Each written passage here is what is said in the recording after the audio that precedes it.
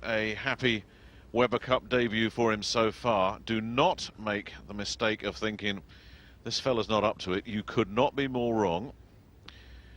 He's had a few bad breaks, and already something's disturbed him. He's told somebody off straight away. Yeah. Look out, he means business, don't stand too close to him. I've no idea what that was about at all. But there is a mean streak about these Americans this evening. Oh, is it going to go? It wobbles, but it won't fall down. Now, Pete has definitely come out unhappy. Now, what is going on here? He is clearly targeting someone in that crowd.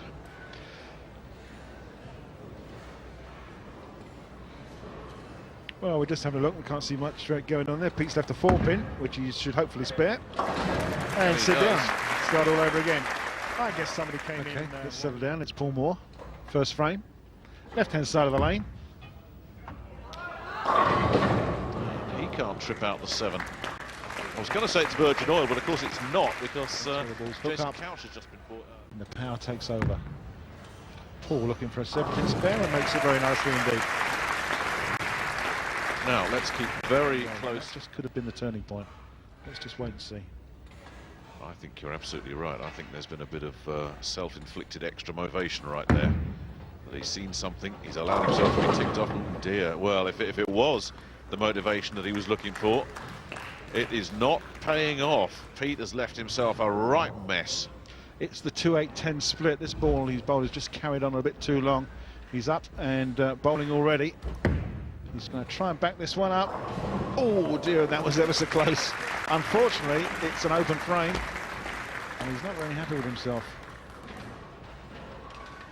Oh dear. Well, this is a Weber Cup debut that is turning into a nightmare for Pete Weber. Can you believe it? Hasn't won a match, singles or doubles. Hasn't won a Baker. All the Americans have been dreadful in that. And Pete has made a poor start here against the local man from Willoughby. Just like that. Yeah, quite correct, Nick. Well done. And Paul has turned the screw and has put some pressure on Pete Weber. But let's face it, like a wounded. That's more like it. There's plenty of time to turn this match around for Pete Weber. Yeah, he just moved his feet on the approach a little there, moved a little bit left, just a couple of boards, opened the lane of the angle of the lane up a little bit more, and got the reaction in the back end. One of the things we haven't seen. On his head, all these European players want to be able to say, "Hey, I beat Pete Weber." He is that big in this game. Oh, Paul, what was that? Crikey, that's the 4-6-10 split. It's pretty impossible as well. Paul won't like the look of that. That's what likely to be an open frame.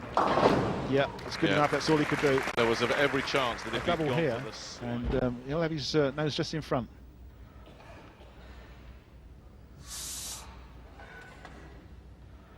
Well, Tim Mack's certainly not concerned, is he? Well, he knows the calibre that Pete Weber is, as most bowlers do around the world. But Nick, you're right. You said these European bowlers want to be able to say on their CV, "I played Pete Weber and I beat him." Pete's got something to say about that now, hasn't he? Yeah, I think Pete Weber's had enough of this. He's absolutely had enough, hasn't it? He is tired of people taking pot shots at him, and he wants a win. And if he carries on like that, he's going to get a win. Well, he's got the angle worked out now, hasn't he? He's moved that far left. He's actually shouting those pins down, isn't he? Oh, give me some of that. Oh, and the crotch chop. Something he did in America a few months ago and got told off about. Now getting focused. He's worked 2 strikes in a row. And if Pete Weber's got his A game, Paul Moor, sure as heavens, better find his. That really hung on the line, and he's missed the head pin, and Paul's in a lot of trouble here. Crikey, that nearly dropped in the channel left-hand side, didn't he? Just like that. Not quite. Paul Moor has gone from now. I think he's going to do some work on his ball, I think. And Pete will just want to put the throttle down. Not quite. There was a real chance there for for Pete to turn on the jets. It's still too close to call as Tracy, his wife in the background, just obscured by Mr. 300. Forward spare again. Yeah, it was a good shot. He's got the lead. Hold the line, hard and straight. That'll do nicely, thanks. Forget, has not come into this tournament in the best of form. If that starts to play on his mind, he's in a world of trouble, and so are Team Europe. That was a decent pocket hit, and boy did he need that, and you can hear the relief in this auditorium. So Pete has his nose in front. Seems to be getting it together after a slightly shaky start. A nice pocket hit takes all 10. Nothing wrong with that line. Yep, could so easily have been 4 strikes in a row. Unfortunately had a single pin spare in the middle. Increases his lead. Putting pressure on Paul Moor now. He's got to come back with a double of his own. Bit of variety in Pete's work, but he seems to have settled down and found a line the last 4 or 5 frames. But he's still not out of the woods in this one. Long, long way to go. On a strike, looking for the double. Well, he's got to have a double, hasn't he? Otherwise that lead opens up. Yeah, very nice response from Paul. Well, he's dug himself out of the hole he put himself in now. Yeah, that one came nicely off a hand. Another. Got plenty of width. To keep his nose in front, because Paul's working a double. Is it a double for Pete? No. A hard 10 said, not today, thank you, Pete. And that is reminiscent of last night when that 10 stood up on 3 perfect pocket hits. It's done it to him again. To all intents and purposes, a perfect shot. It can only be the angle of the ball coming in that's shot that 6-pin around the 10. I mean, he's looking for it. Everybody else is looking for it, including wife Tracy standing up there. Ouch. It wouldn't go. Single pin spare. Not go. Not what he wants.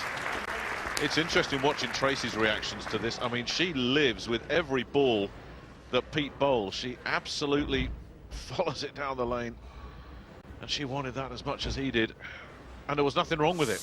That's the thing, that's the frustration, and that's what's getting to Pete right now.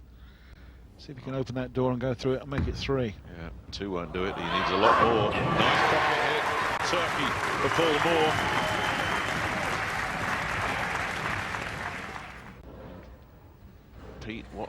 Pete lines it up. Everybody will watch the ball. Tracy stood out of her chair. Something else now has bothered Pete. I didn't see anything that time. Yeah, was there a bit of movement? There's a young boy on the floor to the right-hand side of the lane that was moving, not sitting on a chair. That just caught Pete's eye.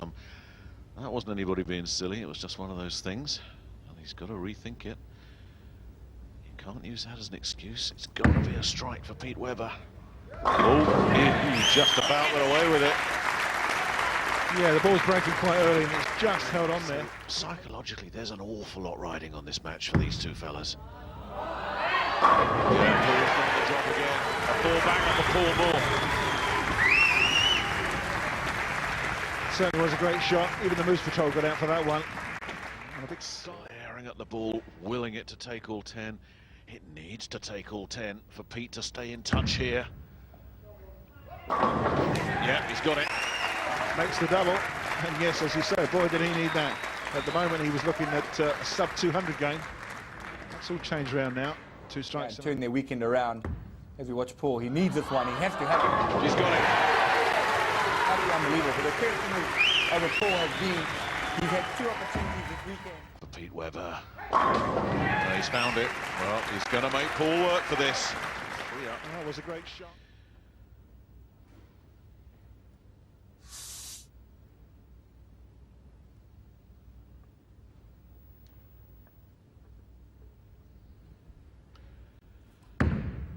This one to really put some heat on. He's got it. What a time to bring out a 4-bagger. Pete Webber has insisted that Paul Moor closes out. Well, Pete Webber has certainly done that. This for 225. No, 223. So if Paul does get the double, the point will be his, but anything less, and Pete Webber's 223 will be a winning score. Just has to be 10. Oh, and look at that! The 10 in the corner has gone and ruined his night. There's your winner. Thank you, Pete Webber. Well, it balances out, doesn't it?